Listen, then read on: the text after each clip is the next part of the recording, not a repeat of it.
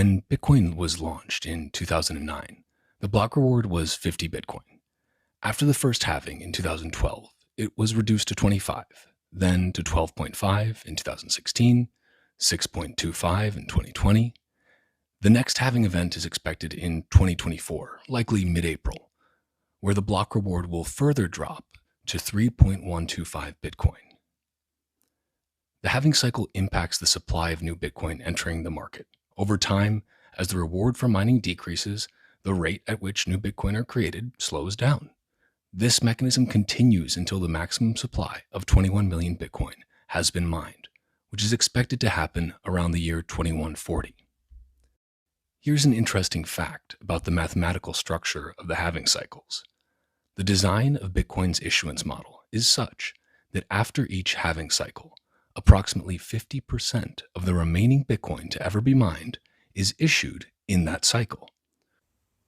So, at the end of each cycle, the percentage of total Bitcoin left to be mined corresponds roughly to the block reward from the previous cycle, expressed as a percentage of the total supply of 21 million Bitcoin.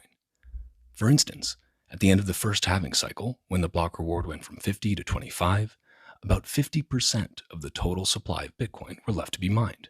At the end of the second halving cycle, when the block reward went from 25 to 12.5, about 25% were left. At the end of the third, when the reward went from 12.5 to 6.25, about 12.5% were left. In the current cycle, the block reward is 6.25 Bitcoin.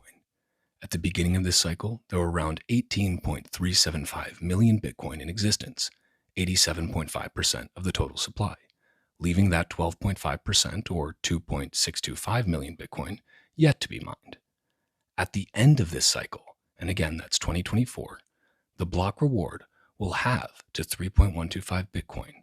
By this time, we'll have about 19.6875 million Bitcoin in existence, or 93.75% of the total supply, leaving just 6.25%, or 1.3125 million Bitcoin yet to be mined.